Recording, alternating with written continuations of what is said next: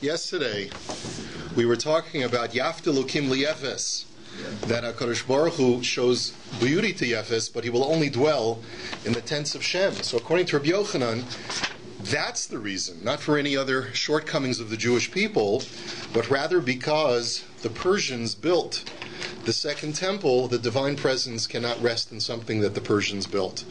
So the Gemara now says, how do you know that there's an association between Yefes and Paras?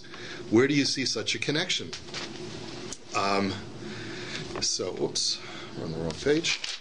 There we go. What's your Tzvi ben Aryai. Shema should have an aliyah. Okay, so the Gemara now says, Uminalan uparsoi minalan demiyefes kasi. Where do we see that Persians descend from Yefes? Dichsiv b'nei Yefes gomer umagog umadai v'yavan v'suval umeshech v'siras. The Torah in Parshas Noach tells us all of the descendants of Noach and what nations or tribes emanated from those children. The children of Yefes, we see that there are a whole bunch of sons, and Gomer ze Germania, some say that's Germania, which is the Germanic tribes. Magog zu Candia, not Canada, but Candia, right? And the Bach changes the Girsi here as Madai Kimishma'o. Madai is Media, and Yavan zu Macedonia, and Yavan refers to Macedonia. Tuval ze Beis Unaiki. Now we're going to learn about a number of ancient countries and civilizations and tribal families. Some have made the effort to try and trace what these places and these nations are. If you have an interesting note of that you feel is worthwhile, please shout it out. But we're just going to go through the names very briefly for the sake of the DAF. Tuval ze Beis Unaiki. The son Tuval of Yefes refers to the place or the nation of Beis Unaiki. Meshech ze Musia. Meshech refers to Musia. And Tiras, and now we get to the last son. Who is Tiras? Pligi ba Rabbi Simon v'Rabbanan, v'Amila Rabbi Simon v'Rabbanan. We have a machlokes. Chadamar ze Beis Traiki, v'Chadamar zu Paras. So one opinion is that it's Beis Traiki, which would imply some kind of tribal city-state, and the other one says that it's Persia. So that is your answer. Your answer is, now we know that there's an opinion that links Persia to Yefes. Tani Rav Yosef, Tiras zu Paras. The Brisa now also was taught by Rav Yosef that says that Tiras is none other than Paras. Savta v'Rama v'Savtecha. These are also descendants that are listed in as the children of Cush, which is descended from Cham. It says Savta and Rama and Savtecha. Now, Tani Rav Yosef, who are these three sons? Sikistan Giviyasa Usikistan Buriyasa. This refers to a place which is known as the inner Sikistan and the outer Sikistan, or Sakistan, whatever you want to call it, and Bein Chada Lechada Meya Parsi Vehekefa Alpha Parsi. And the inner Sakistan is at a distance from the outer Sakistan of 100 parses, and the circumference of the outer Sakistan is 1,000 parses. So it's a large landmass. West of Afghanistan. West of Afghanistan. Yeah. So Afghanistan, Sakistan, right? So it makes sense. I'm not saying it as a joke. I'm saying that the etymology is would lend itself to that. Vatihi reishis mamlachto Bavel ve'erech ve'akad v'chalnei. So now we talk about a ruler whose name was Nimrod, and he is also mentioned at the end of Parshas Noach. And it says that the initial conquest, his initial kingdom or his area of power was Bavel, Erech, Akkad, and Kalne. Now, what are these places? So Bavel Kemishma'a. Bavel is, as it's known, we know where Bavel is today. Erech zu Orichos. That's another place. And Akkad ze Bashchar. And I'm not sure, but Akkad is Acadia. We know that there is an ancient nation known as Acadia. So anyway, so Kalne zo Nofer Ninfi, and that refers to Nofer Ninfi, and that's also an old place that was known in the times of the Gemara. Min haaretz hahi yatsa Ashur. From that place, Nimrod emanated, and he went and conquered Ashur. So Tani Rav Yosef, Ashur zesilik. That refers to a place called Silik. Vayiven es Nineveh ve'es Rechovos ir ve'es Kolach. And he went ahead, Nimrod, and he built the cities of Nineveh, Rechovos ir, and Kolach. Now, Nineveh Kimishma'o, Nineveh is the place that we know as Nineveh. Rechovos ir zu Paras de Meshan, is the Meshan Euphrates, is probably a town off of the Euphrates River at some place. And Kolach zu Paras de Bursif, also a town all off of the Euphrates. Ve'es Resen ben Nineveh uven Kolach hi ha'ir ha'gedola. And he also built a city called Resen, which is between Nineveh and Kolach, which is the big city. Sorry, it is written is Ashur in Echem. No, Ashur is more Lechem. We already discussed Ashur. We said that Ashur was Silik. Yeah, I don't know what that is, but I'm saying we normally translate Ashur as Assyria, but the Gemara is identifying it as a more specific place. Okay. Just to clarify, are these places they're saying that existed in Noah's time or in their time? Well, the Torah tells you the names of the places that were in Noah's time, and the Gemara is telling you what they are in modern terms. They're modern terms. Yeah. The Gemara is modern terms. The Gemara is modern terms, yeah. Right. So the question now is, Resen zi ze aktispon, which sounds like a Greek word, so it's probably something under Greek conquest. CT. What is it? He identifies it as Akatisophone. I can never pronounce it. Akatisophone? CT. Akatisophone. Metropolis. CTESIPHON on the Tigris. There you go. Okay. Major city. Hi ha'ir ha'gedola. So now the Torah says that either Nineveh or Kolach is the big city. Eini yodeya im Nineveh ha'ir that Resen im Nineveh ha'ir gedola im Resen ha'ir ha'gedola. Kolach is between the two, and it's Resen, and it says Resen is between Nineveh and Kolach. So there's a little bit of an ambiguity. Is Resen the big city, or is Nineveh the big city? So Kishu Omer v'Nineveh ha'isa ir gedola lelokim mahalach shloshes yamim hevei omer Nineveh hi ha'ir ha'gedola. So the pasuk in Yonah says that Nineveh was so large that it took you 3 days to go from end to end. So you see that Nineveh is the larger of the two. Okay, now we're going to switch gears, but we're continuing along in psukim that make reference to people and places that are a part of the ancient biblical world, and the Gemara wants to try and identify it. But here we go now to the Meraglim in Parsha Shlach and Sefer Bamidbar, and it tells you what the spies encountered when they came into Canaan.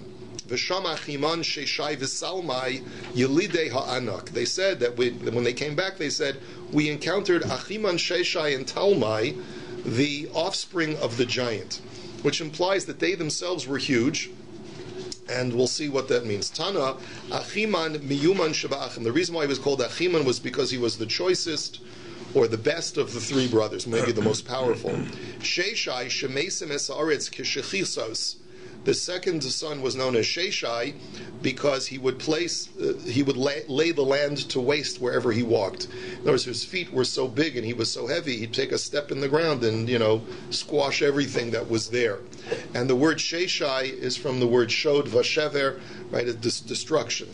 Talmai, Shemesim Esaretz Talomim. And the third son was called Talmai because he had put such pressure on the earth that wherever he would walk, he would create furrows in the ground. Davar acher, Achimain bona Anas, Sheshai bona Alush, Talmai bona Talbosh. The Gemara says that also, just historically, Achiman built Anas, Sheshai built Alush, and Talmai built Talbush. Yelidei ha'anak, why are they called the offspring of the giant? Shema'anikin hachama b'komasim. It means that they were so large that they would be ma'anik, which would mean that they would pierce the sun with their stature. It means when you looked up at them, they were so tall, it looked like their head was pushing up at the sun when you look at them at the noonday sun. Amar Rebbe Yehoshua ben Levi, Amar Rebbe, Asida Romi shitipol biad paras. So he says, Rebbe says that Rome will eventually fall into the hands of Persia. Now it's important to keep in mind that in the medieval world, in the early medieval world where the Gemara is speaking, you have to realize there's a power play between two huge empires, one in the west and one in the east. There's the Persian Empire, and then there's the Holy Roman Empire, or the Roman Empire. And there's a constant battle between the two. And so this Gemara is extremely relevant to the aspirations, the ambitions of either empire. Who's going to end up defeating whom? It seemed to the Gemara that we're like standing in the middle of this tug of war, and someone's eventually going to win. So Rabbi says that Persia will eventually be successful, and the Rome will fall into the hands of Persia. Shanemar, as it says, Lachein shimu atzas Hashem, asher ya'atz el Edom, u'machshavosav asher chashav el yoshvei Teiman. Listen to the counsel of God, who has counseled against Edom, and the thoughts that he has had against the dwellers of Teiman, which also is the place where Esav is. Imlo yaschebum tzirei hatzon, imlo yasim alehem noheim. Will God not, or God shall surely, cause them to be yaschebum, which sounds to me that they'll fall into the hands of, or they will be conquered by, the tzirei hatzon, the young of the sheep, and God will place a roar of someone who will roar over them. Who was the in Babel where the Gemara was being written now? Was under the hands of Persia? Assassinated empire at that time. Well, you mean, I'm not sure if the Sassanids, were they still in the power? Is that Persian or Roman? Well, Persia's long gone. No, Persia is still a significant power in the Middle East. In the 6th century, Persia is still a significant power, mostly in Eretz Yisrael. But Rome still has an influence in Bavel. I don't remember exactly the breakdown, but so the Satisipon was one of the border cities that they would fight over. Okay, so but this was the Middle East was a constant power struggle between the two. Yeah. So Maskef la Rabba bar Ula, my mashma dahait sirei hatson parasu. Where do you see that these youthful sheep that are mentioned in the pasuk that Edom will fall into the hands of refers to Persia? Dichsiv ha'ayel asher ra'isa ba'al ha'kiranayim malchei madayu faras. Because in Daniel it says that the dream of a ram which has horns refers to the kings of Media and Persia. So you see that the sheep refers to Persia. Frek the Gemara ve'ema Yavan, dichsiv v'hat safir hasair melech Yavan. So we see that a goat is compared to Yavan, which also has horns, could also be part of the flock. So therefore, how do you know that? So kisolik Rav Chaviva bar Surmiki, Amra kamei te'ahume Rabbanon. So he went and said it in front of this rabbi that how do we know that the Tzirei Hatzon refers to Persia? So Amarlei Mandelo Yada Prushe Kroi Mosif to Yuftal Rebbe. He says, how can it be that someone who doesn't even understand how to interpret scripture could ask such a question to Rebbe? My Tzirei Hatzon Zutra de Achoe. You don't understand the Parsha Pshat. Tzirei Hatzon does not just refer to generically to sheep. Notice that it says the youngest of the sheep. So that means you look at the youngest of the children of Yefes, and you find Tiras. And who was Tiras? Like we said, Tiras is Persia. The Tani Rav Yosef, Tiras Zeparas. Amar Rabba bar Barchana, Amar Rabbi Yechanan Mishum Rabbi Yehuda, Berebbi Loi, Asida Romi Shetipol Biad Paras. He too says that Rome will fall into the clutches of Persia. Persia will emerge victorious. Kal v'chomer, and I'll give you a logical argument, and it's a little bit difficult to follow the logic, but I'll tell you how I understand it in a moment. Uma mikdash rishon shebenauhu b'nei shem vehecharivuhu kasdim naflu kasdim biyad parsim. He says, look, the first temple was built by Shemites. King Solomon built the first temple, and yet it was destroyed by Chaldeans, and the Chaldeans were then defeated by the Persians. So mikdash sheni shebenauhu parsim vehecharivuhu romiyim eno din sheyiplu romiyim biyad parsim. So therefore, the Persians who built the second temple, and it was destroyed by the Romans, surely the Romans should fall into the hands of the Persians. Now what's the logic here? The way I understand the logic is that the first statement shows the great power of the Persians, because the Persians have this great conquering power, in that even though B'nai Shem are the most blessed of all nations, the most blessed of all of the sons of Noach, and yet the Chaldeans could still defeat them, so the Chaldeans must be very powerful. The Persians are even more powerful than the Chaldeans, who are even more powerful than the Shemites when it comes to being able to conquer. Okay? So therefore, a temple that was not built by Shemites, but was built by Persians, whom are not as powerful as builders, then surely, even though it was destroyed by Rome, the Persians should be able to conquer Rome. Because all the Romans have the ability to do is to destroy a Persian structure. They don't have the power to destroy a Shemite structure. So therefore, if the Persians could have the ability to conquer the Chaldeans, surely the Persians should have the power to conquer the Bnei Esav. So that's the proof. Rav disagrees. Amar Rav, Asida Parash Etipol Biad Romi. He says no. Eventually, Persia will fall into the hands of Rome. Just the opposite. Amrulei Rav Kahana v'Ravasi l'Rav Benuye Biyad Sturei. Is there justice in saying that the builders should fall and be defeated by the destroyers? In other words, the Persians built the Beis Hamikdash. Why? Where's the divine justice that they should be defeated by those who destroyed the temple? So Amar Lahu in Gezeras Melachi. Yes, it's God's decree. Now, there's no further elaboration on that statement. It's God's decree, but it could be that this is the necessary stage that the world has to get to in order for Mashiach to come. It has to descend into absolute darkness before Mashiach can come. Ika da Amri, others learn that Amar Lei inhu nami hakasasri bekinishta. That another way that he was answered was not that just that it's Gzeras Melech, it's a divine decree, but rather that there's justice that the Persians should also be defeated because they too, even though they didn't destroy the temple, but they destroyed the great synagogue. What BAYT Knesset the Gemara is referring to is unclear, but there must have been a very well-known episode of where there were either multiple Batei Knesset that the Persians were attacking or some great synagogue that the Persians destroyed. We know that there were many gezeros that were made by the Persians, the Zoroastrian Persians, to stop monotheistic practices, specifically geared towards Batei Knesset, towards synagogues. So it stands to reason that there were several synagogues that were destroyed by very zealous Persian rulers. Tanya Nomi Hachi Asida Parashatipol Biad Romi, that the Brisa says both reasons. It says eventually Persia will be defeated by Rome. Chada Desasri Beknishta V'od Gzeres Hamelechu Sheyiplu Bonin Biad Sosrin. Number one, it's divine justice because they also destroy synagogues. And secondly, it's the divine decree that the builders should fall into the hands of the destroyers. Damar of Yehuda Marav, Ein Ben David Ba, Achetivshot Malchus Rami Harasha B'chol Ha'olam Kulo, Tisha Chadashim. That the Mashiach cannot come until the evil Roman government spreads throughout the world for 9 months. Shenamar, as it says, Lochein Yitaneim Ad Eis Yoleda V'Yeser Echav Yeshuvan Al Bnei Yisrael. That therefore God shall place them into power for a period of childbirth, which is 9 months. In other words, during the gestation of a child.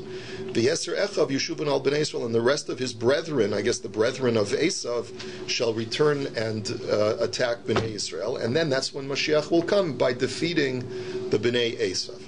Let us go on. Tana Rabbanan. Now we go back to our discussion of the Lishkas Parhedrin.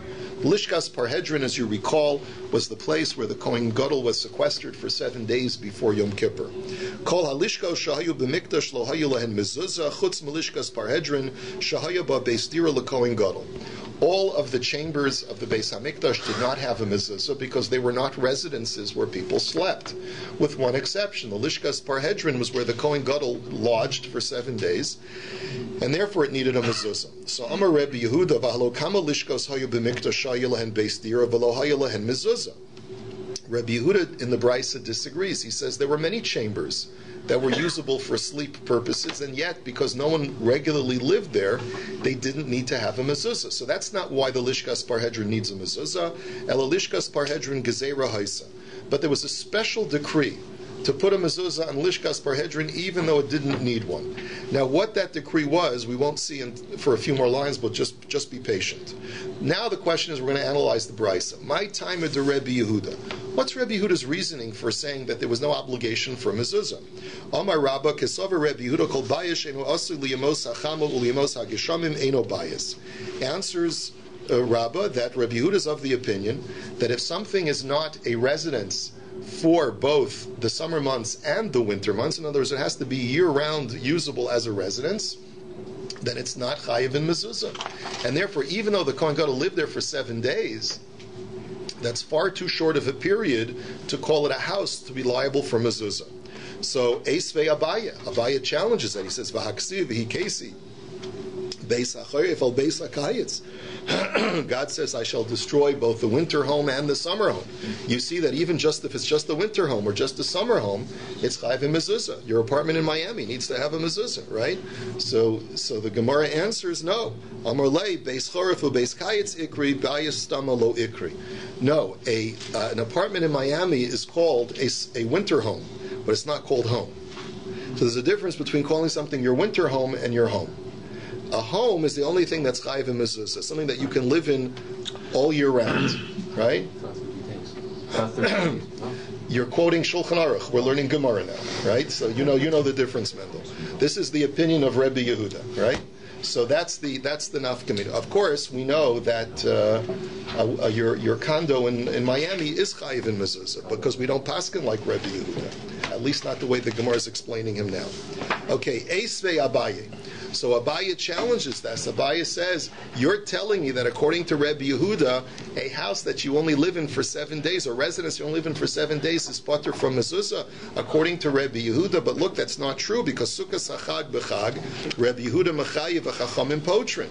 The Rabbi Yehuda says you're chayiv in mezuzah, and Rabbi Yehuda says you're chayiv, and the chachamim say that you're patur from mezuzah for a sukkah.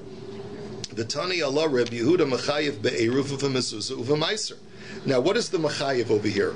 The Bryce explains that when it says Rabbi Yehuda holds that you're chayiv in 3 halachos, not just the halacha of mezuzah. 3 halachos: eruv, mezuzah, and maiser. I'll explain all 3. The law of eruv is as follows: if you establish residence in a chatzer, then if you don't participate in an eruv with that chutzner, you can preclude all the other residents from carrying. The question is, what is the establishment of a residence? According to the Chachamim, just making a sukkah is not enough of a residence because it's not a permanent structure. But according to Rabbi Yehuda, it is. And therefore, if you build a sukkah in your friend's chutzner, then for Shabbos, you need to participate in the eruv to allow everyone to carry. So that's number 1. Number 2, the halacha of mezuzah. Rabbi Yehuda says that you have to put a mezuzah on your sukkah, which of course also we don't paskin like. And number 3, Rabbi Yehuda says that there's a halacha that when you bring produce into the house, only then does it become subject to tithing. Before it comes into the structure, the barn or the house, it's not subject to tithing. According to Rabbi Yehuda, a sukkah is enough of a permanent structure such that if you were to bring your produce from the field into your sukkah, it would become subject to tithing. So these are all 3 indications, all 3 separate halachas, which all indicate that according to Rabbi Yehuda, a sukkah is a permanent structure. A barn would need a mezuzah. A barn would need a mezuzah, of course. Yeah, well, I mean, yes, a barn would need a mezuzah. Your garage needs a mezuzah, for that matter. The only reason you could argue that a barn nowadays does not need a mezuzah is because if it's a makom tinofes, if it's a place where there's animals and it's unclean, then you wouldn't put a mezuzah, just like you wouldn't put a mezuzah in a bathroom. I thought a garage was being machmer.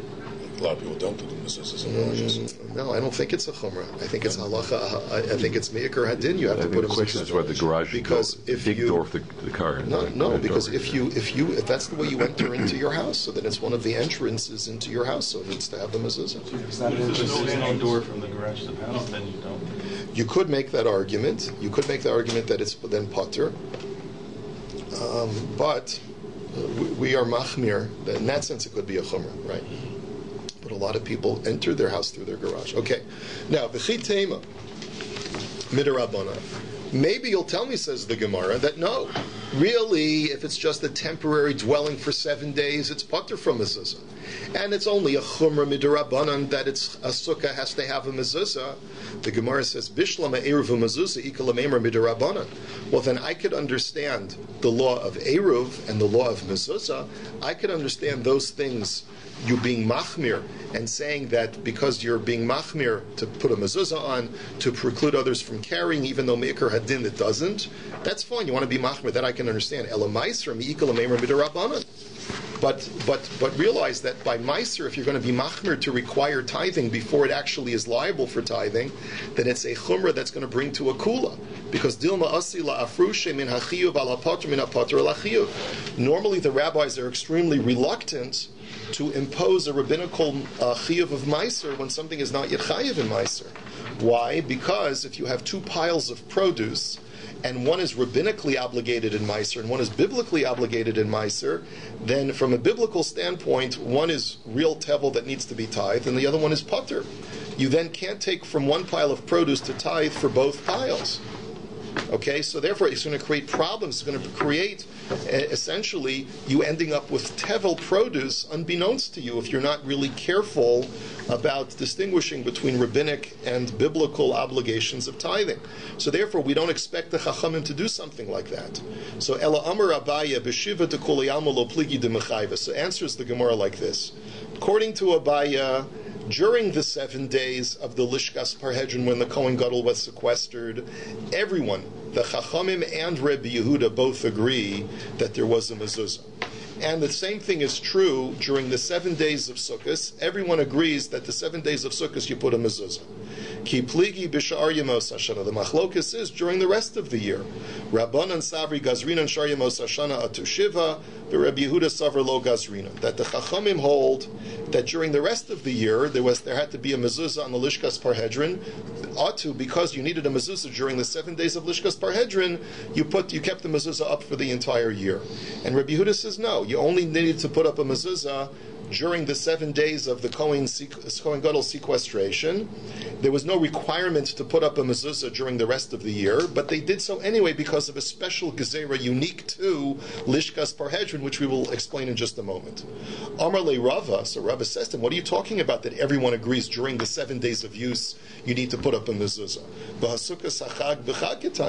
What are you going to do about sukkah? If you're telling me that everyone agrees while you're using it needs a mezuzah, but the Chachamim say that a sukkah doesn't need a mezuzah even while it's being used during the yontif. So that can't be the universal explanation. So Ela Amar Rava b'shar yemos hashana kuli alma lo pligi de petura.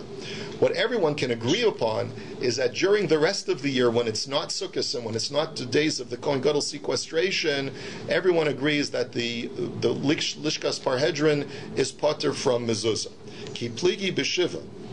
The machlokus is during the 7 days of sequestration, is there a need for a mezuzah or not? V'sukkah time elachud, v'lishka time elachud. And now we have to break down sukkah and lishka, because the truth is, they each have respective arguments that will end up putting the Chachamim and Rabbi Yehuda on opposite sides for each respective case. But by Sukkah, it's a flip-flop in the machlokes from the Lishkas Parhedron. By Sukkah, it'll turn out the Chachamim are Mekel and Rabbi Yehuda's Machmir, and by Lishkas Parhedron, the Chachamim are Machmir and Rabbi Yehuda will be Mekel. Let's explain it.